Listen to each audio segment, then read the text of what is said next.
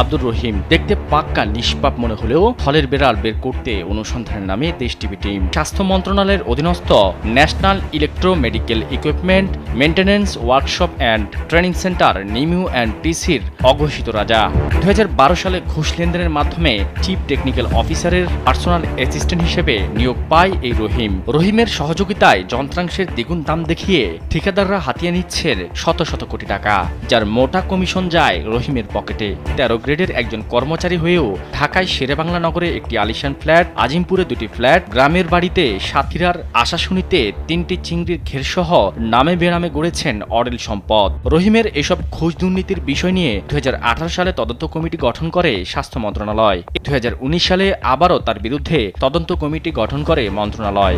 তার বিরুদ্ধে বিভাগীয় ব্যবস্থা নেয়ার নির্দেশও দেয় মন্ত্রণালয়।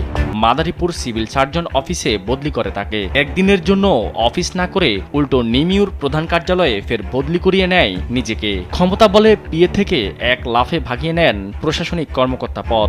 এর জন্য আবার সুপারিশ করেন তৎকালীন স্বাস্থ্য অধিদপ্তরের স্থায়ী কমিটির সদস্য ও সাবেক মন্ত্রী হাসানুল হক ইনু। এদিকে তার বিরুদ্ধে চিকিৎসা যন্ত্রপাতি মেরামতের নামে টাকা আত্মসাতের অভিযোগ তদন্ত শুরু করে দুদক। রহিমের এসব অপকর্মের বিষয়ে তার সাথে কথা বলতে চাইলে রাজি নয় আব্দুর রহিম।